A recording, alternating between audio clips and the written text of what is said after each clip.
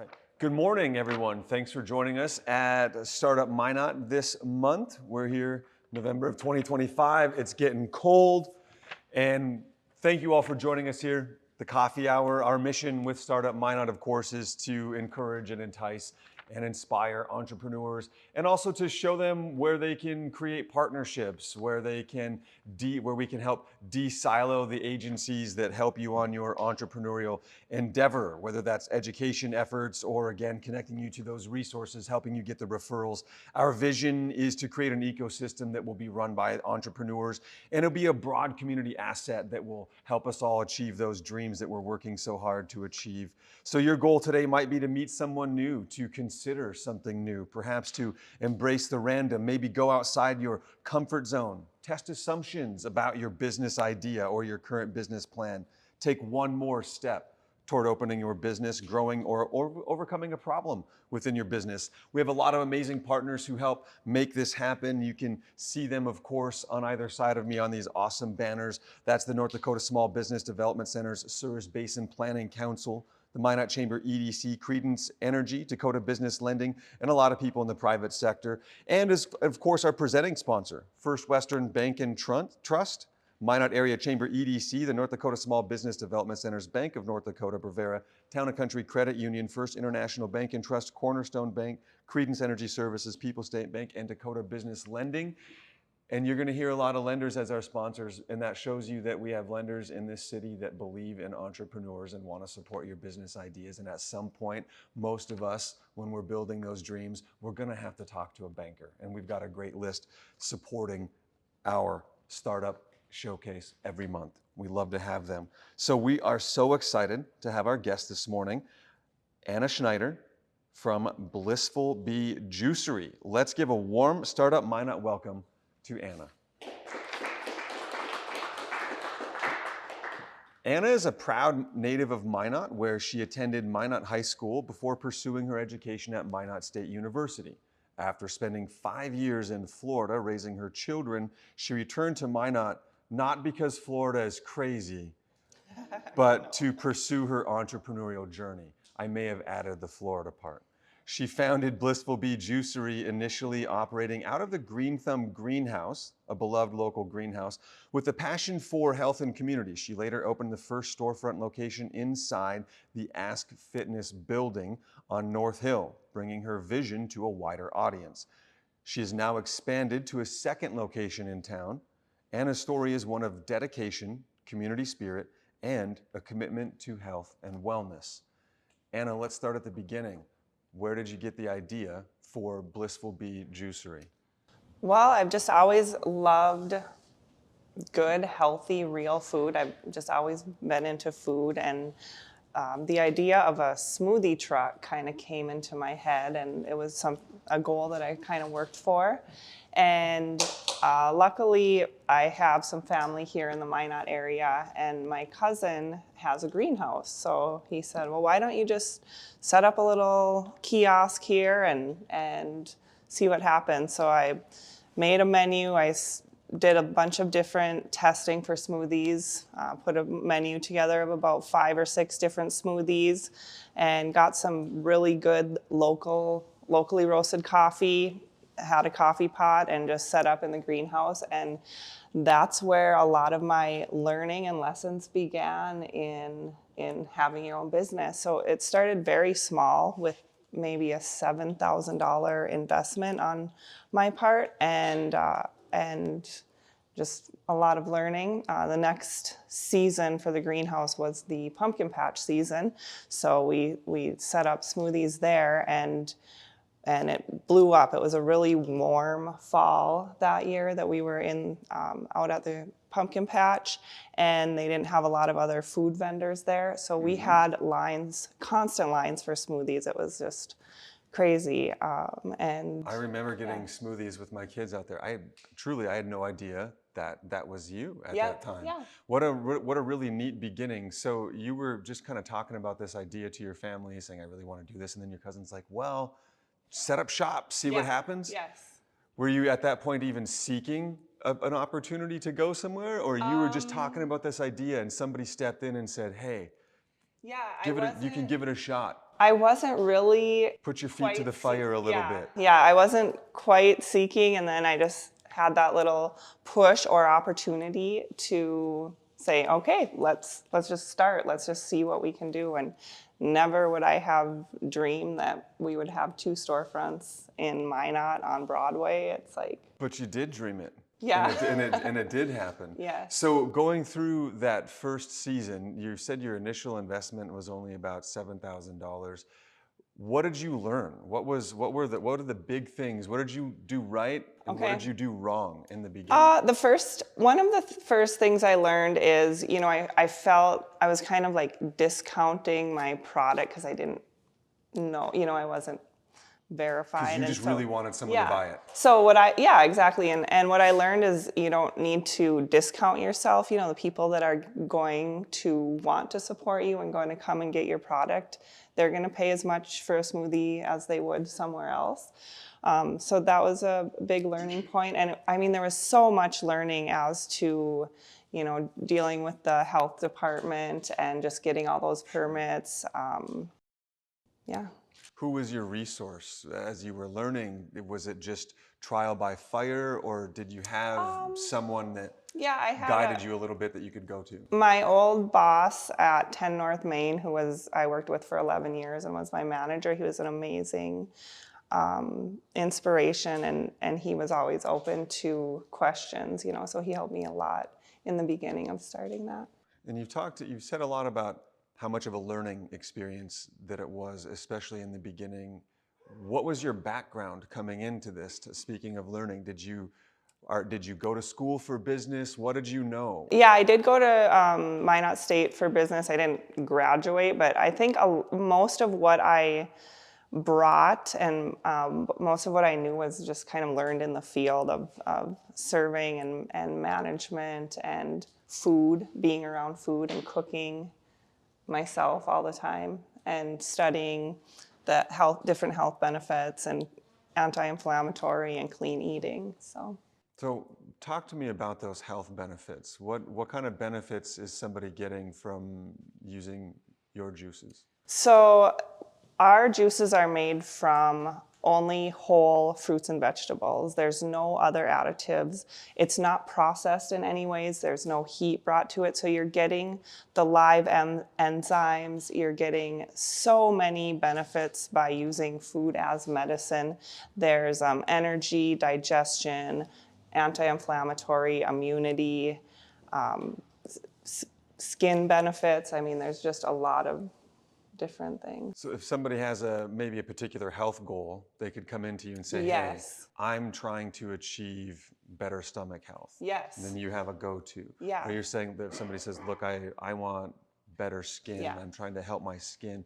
You have a specific juice for some of these different, I won't call them ailments, but perhaps just health goals that somebody might have. Yeah, and there's so many, and every day people will come in like people will be like, oh, it's TMI, but what can I have to poop? And I'm like, here you go, drop the beat. There's so many different things that these. Somebody's all quiet, they slip you a note. I need the poop juice. And we got you, so.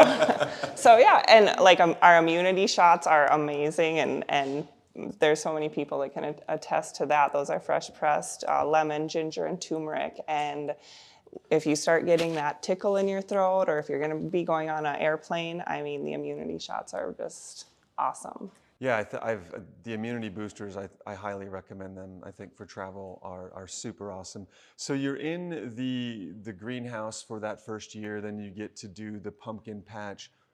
How long into that process did you start to realize maybe your dream could be much larger than a kiosk at the greenhouse? Well, after, I guess I was still kind of in that, like not thinking about expanding. And, but I did take the profits from my first season and buy a cold press juicer. So, and that was one thing, like I just knew in my heart, I'm like, we need this. The community needs this, and I love There was cold no pressed juice. cold pressed juice options at that time? No. So I just had smoothies and coffee, and that's it. So And nobody else, I don't think, was offering it at all, not just you. No. Like, you couldn't get that anywhere. not that I know That of. was something you went to the big city for. Yeah, like, and so I was like, we just need this, and having family at the greenhouse, they had a lot of produce that I could test with, 50 pounds of cucumbers a day, stuff like that. So That's helpful. yes, it was amazing, and so I had a kitchen that was empty that I could use, and what I started doing was testing recipes and kind of selling to friends and family, different recipes and cleanses and whatnot.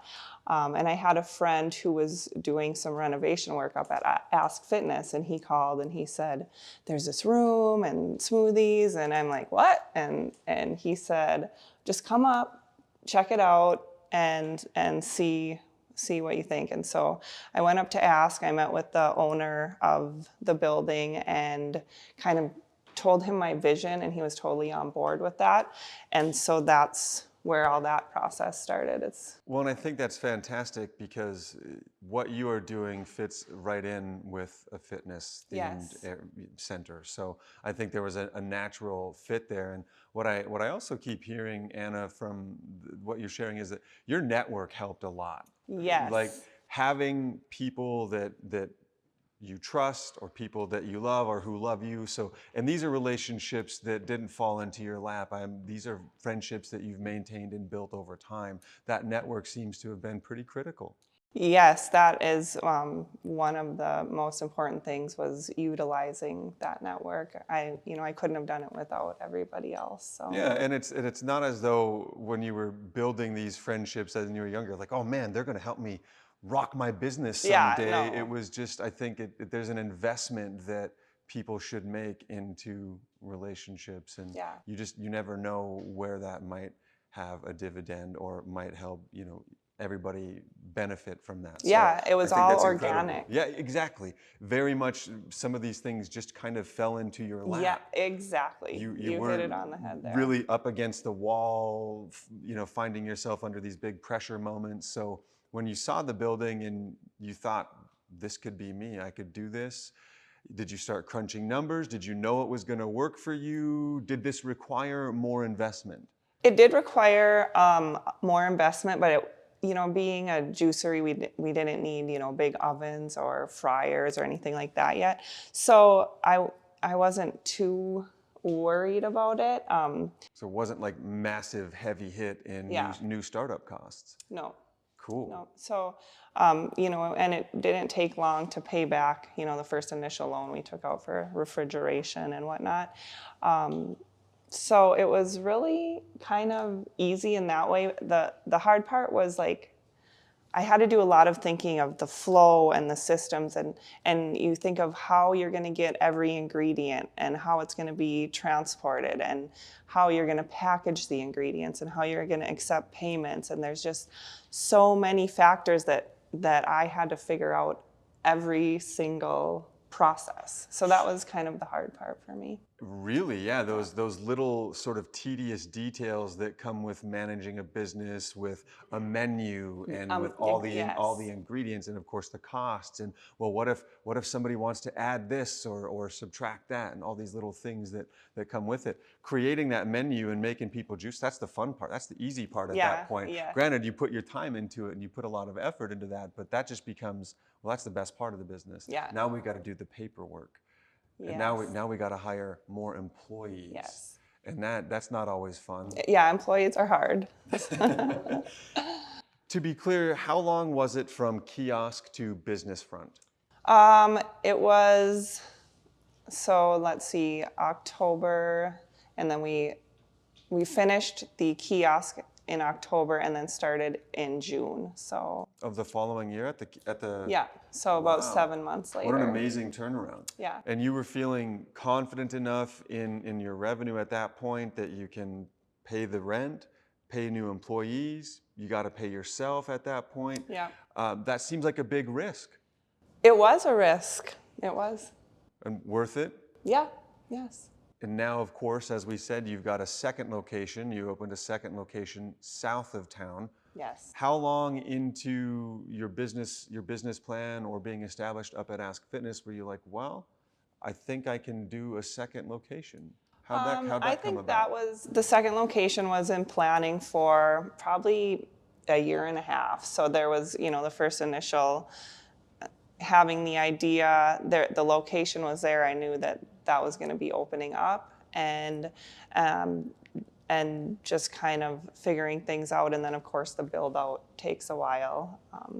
And so it was about a year and a half since to open that.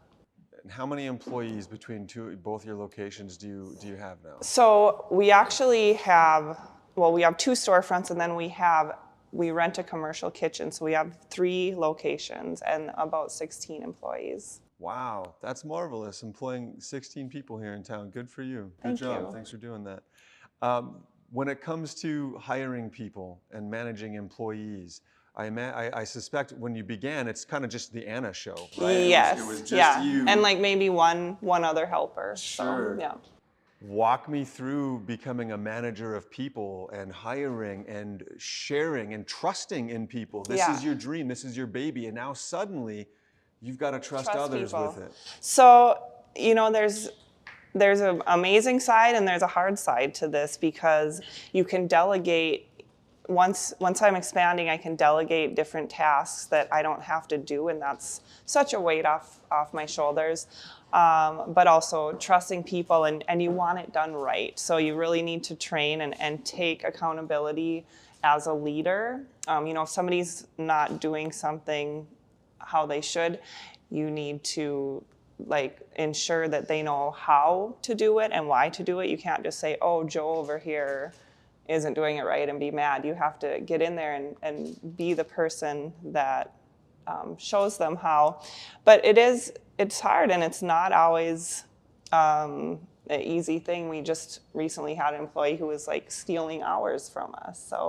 So it's, there's a lot of different things in having employees. That's probably been one of the hardest things, but also it's amazing to have people helping you. So it's not all glamorous. No, it's not. So it's funny you mentioned that's probably been the hardest thing, because I wanted to ask what has been, as you've expanded, what has progressively been the most difficult thing you've had to deal with through your businesses? Yeah, it is. Just trusting the employees, and not so trusting them in that way, but that they're not going to sleep in and somebody's not going to open this door or something. And it always falls back on me. If somebody can't come in, then I'm coming in no matter what. You're the fallback. Yes. Yeah. So. And look, from the times that I've managed to find my way into Blissful Bee, I've seen you almost every time. You're getting your hands dirty. I'm always somewhere. Yes. Yeah. Yeah, that's incredible. Did you replicate yourself along the way? Do you ever feel pulled in too many directions? Oh yeah, definitely. I do. Any little thing, it comes back to me, because now I am an active manager in the business. So now, right within the last couple of months, we are in the process of developing all these systems and SOPs where if we expand more, then that can be a system that's in place rather than just... Do you got an employee handbook yet? Yeah, we have a couple started, so okay. Yeah. Some of these more sort of official things that big businesses, air quotes, kind of end up having to have. Yes, and pretty soon you'll have to have a whole HR department. Yeah, I know, it's whoa, but it's amazing. The support from the community has really blown my mind, and just the diversity of people that walk through the door, Sure. From babies to 90 years old, and just all different walks of life, and so that's awesome. In Blissful Bee, you offer more than juices. Yes. To be clear, what else do you guys have? So we have our smoothies. They're made all from whole foods. There's no different, there's no additives or preservatives or colors or anything. We have chia pudding. We make our own house-made yogurt. We have a couple power bowls. So they're protein, like a Mediterranean power bowl, Southwest power bowl, where we are working on some breakfast items. And We just brought in we make homemade soup. So our chef makes a vegetable stock from some of like the trimming of the vegetables that we use in the juice, like the carrots and celery and stuff. She makes a beautiful vegetable broth, and then she'll create a soup. We do hummus plates, all different kinds of hummus, roasted beet hummus, sweet potato. Made in-house. Yes, everything's made in-house. Yeah, we don't have, yeah. So, and we're really just in the process of testing all the different foods and seeing what people in the community want. So we just bring things in, and if it sells, then we keep it on the shelf, and if not, then we go on to the next thing. Move on, no sweat off your shoulders. Yeah. Now, you've expanded several times, and before we came up here, you mentioned there's a new partnership that's not just brewing, it's coming to fruition, Yes. said and done. Can we talk about that? Yeah. Yeah. So you've got something coming up at the YMCA. I think this is brilliant. Please Yes. tell us. So I've been a member of the Y for many years, and every time I go in there, I just see how many people are working out and walking through those doors. So I had an idea in my head, like, we need to get a spot at the Y. And actually, they reached out to me and wanted to do some sort of collaboration. So at first we met, and we were going to go and kind of do a little build out there and have a little smoothie shop. But after, running the numbers and everything, the Y said, yeah, this is going to be too expensive. So we came up with a solution of having a stocked cooler right at the front desk there, and the employees will help serve, grab and go foods and juices, immunity shots. So we've been working on this for quite a while, and then they had the flood, so that kind of put things on pause. But hopefully Tuesday we're going to launch at the Y. So, That's outstanding. yeah, and it's great to bring the community this offering. So it feels good too, It should feel good, and I think it's great once again sort of finding this parallel business that suits exactly what you're trying to achieve, and it's another great partnership. So do you have bigger, further ideas? Is there an eventual world where Blissful Bee Juicery is sold to others as a franchise? Or is it just you growing and expanding and taking over the juice scene in North Dakota? What's going on? Yeah. North Dakota's juice queen right here. Yeah, I would love to expand. I think, Bismarck has a good market for something like this, and I don't believe that they have any juiceries. So Bismarck or any town, I've had a couple friends that say, oh, I'm going to move to South Dakota, and like, would you want to start a Blissful Bee there? So it's in the ideas, but nothing is set in stone yet, but I'm definitely open to expanding. So Clearly, Yeah. yeah, as you've done technically like 4 different times now. Yeah. So in a quite short amount of time. yeah, very respectable. Well, I don't have any more questions to you. I'd love to hand it over to the audience. Who's got questions out there? Q&A, Miranda. Would you consider franchising? Is that like what your goal is? If people Yeah. Yeah, I would consider franchising, and I think right now we're still in the process of tying up all the loose ends, so we would be able to do that, but I think that would be something that would be amazing. Yeah, I agree.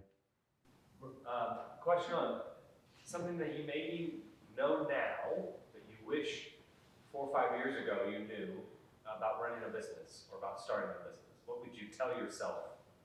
What would your future self tell your past self? To take time for myself, because that is something that I kind of lost along the way, because it was so, like, I have 2 young children, and so it was trying to raise my kids and run a business, and there was really no other time that I kind of made for myself. So I think I would tell myself that, just to be able to offer in all other parts of my life.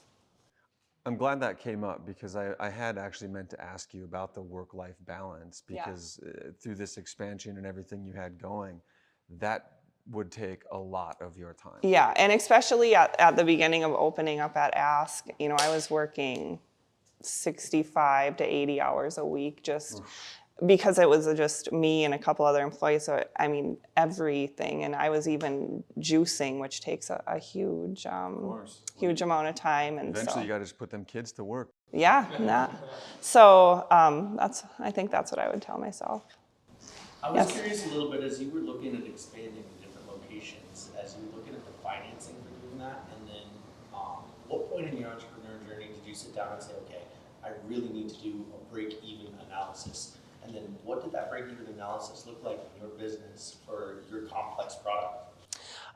So I did sit down and look at a break even, and when we were at Ask, it was about $850 in sales per day to cover everything, rent, cost of goods, payroll, paying myself, and I think it's really good to have a good view on those numbers, or else you're just kind of shooting in the dark. So, and now we have a lot higher overhead. Our second location, the rent is like 8 times higher than our first location. So it's like, so our break even number is higher, but with having 2 locations, that helps. But it's, you don't know. You just have to really trust. And one thing that I've always kind of said to myself is, if it doesn't work out, it's okay,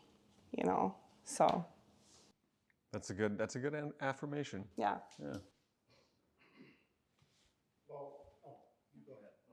I was just gonna ask, like, how do those conversations kind of get started, though? Like when you started at Ask Fitness and stuff like that, how do you kind of get those kind of jump started with getting into that building? So that one, like at Ask, that was by chance. There was a room available, and like my friend was working up there, and he knew that I was doing what I was doing, so he kind of put us together, and I just met with the owner and said, this is my vision, and he kind of had been thinking of the same thing too, so that's how that started. And then the other location, it used to be a vape shop, and there was a law that passed where they couldn't sell like 70% of what they were selling, so I knew that they were going to be eventually closing, and so that spot was going to be open. So yeah.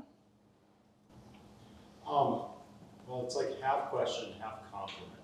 What was your relationship with the greenhouse? Big family? Yes, yeah. My grandparents started the greenhouse over 70 years ago. Then my uncle took it over, and then my cousin about 15 years ago. Yes. Yeah. Well, I just wanted to say, like, I think it's really cool that that's like a headline part of your story. Yeah. Because like I've had help from my family, my business, but I mean, and everybody says, oh well, there's people out there that say that you only did it because of your family, but I mean, you still have to put in the work. Oh yeah. But I mean, a lot of people think that they have to do it all on their own.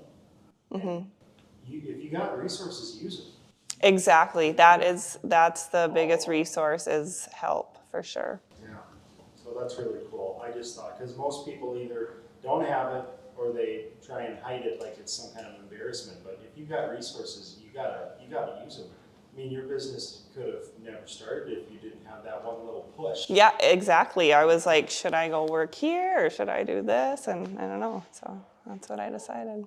How you. soon did Blissful Bee become your full-time job? Were you already working something before you began that, or were you kind of looking to start something? So I had a full-time job, and then I had my first son, or my first child. So I was a stay-at-home mom for about 5 years, but while I was raising my children. So then I just jumped right into Blissful Bee as soon as my cool. children were school age, and I'm like, okay, it's time to get back to work. Yeah, and in cool. nature, I'm a worker. So I just kind of put myself in there. So yeah.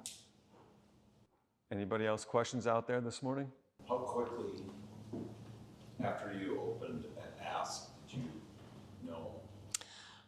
This is happening. Yeah. I can go to a second spot. That's a big step, right? To say, Yeah. okay. It took like maybe a couple years, or like at least a year and a half. But so the first juicer that I bought, it was a it's a made in America, just like a tabletop cold pressed juicer. And I was like, okay, we're gonna have somebody come in for like 2 or 3 hours every day, juice for the day, and then be done. We were juicing 10, 11 hours every day. Like the whole time we were open, we had that juicer going. And so at that point, I'm like, okay, we need to get a bigger juicer and a commercial kitchen where we can, have this and really push out the product. So that realization came pretty quickly. yeah, and of course now from when we opened to now, the demand is a lot higher. So we bought a used same brand commercial juicer, but it's a big juicer. It was 2016 model. It was about $16,500 for a juicer. So I'm like, whoa, but I mean, it's definitely paid for itself. And so that was really cool. And to be able to, I can give you kind of a idea here. Our small juicer would do small presses of about 12 ounces per press in 90 seconds. Our big juicer does 2 gallons per press. So we take 25 pounds of produce, we weigh it out to the recipe. That's how our recipes are consistent. So many pounds of beets, so many pounds of apples. Put it in the juicer, grinds it out, cold press. And it's chilled produce, goes right into the bottle, right into the fridge. And there is no other processing to that, so. Yeah. Anna, can you mention, if there were any, nonprofit or private institutions or classes that you took maybe 3, 5, 6 years ago that you might say, hey, this was a real game changer for me, or was it mostly the conversations with people and support from a bank? What kind of was that game changer for you? I think it was just support from, friends and family that helped. Like when doing the build out, my dad helped me. It was him and my brother helped me pour the concrete countertop, and we just it was really just help from the friends, family, and the community that got me going. So how long at your first location was it until you hired your first employee? Well, it was funny kind of how that worked. So when I was at the greenhouse, there was a girl that was in college, and she reached out to me. She was with MSU Life, and she wanted to do a collaboration out at the greenhouse on Earth Day. It was like smoothies or something like that. So that was a big day for me at the greenhouse. And then so fast forward, we're building out at Ask, and I was there with my friend, and we were kind of like looking at painting or something. We were standing out there, and I look out in the lobby, and I see that girl that had reached out to collaborate with me, and she was nannying. So it was her first time in Ask Fitness, and she was taking some kids there for their workout, and I was like, hey, Peyton, you remember me? And I was like, do you want to come in and like see the spot? And she's like, yeah. And I'm like, do you need a job? And she's like, yeah. And so that was our first employee.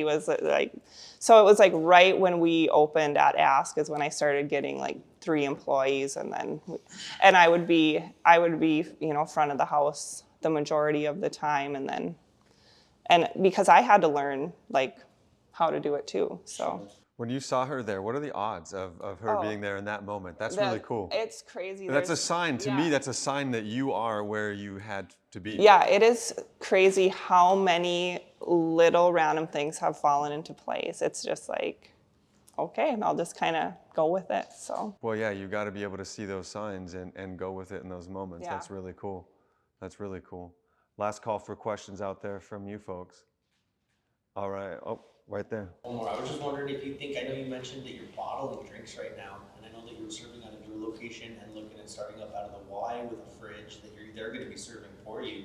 Do you foresee in the future possibly looking at that model a little bit more and starting to stock stores with your product? Yes. Well, I have, but it's hard because when it's not staffed, then it kind of falls to the back.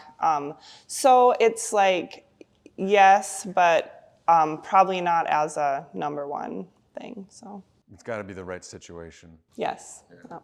Last thing, Anna, your best advice or tips for someone looking at starting their entrepreneurial journey? It's a lot of work, and trust your gut and your heart. I would say, instead of looking at it like I'm gonna make all this money, just go with a passion and something that you're passionate about, and follow it that way. Beautiful. Everybody, Anna Schneider, Blissful Bee Juicery. Thank you.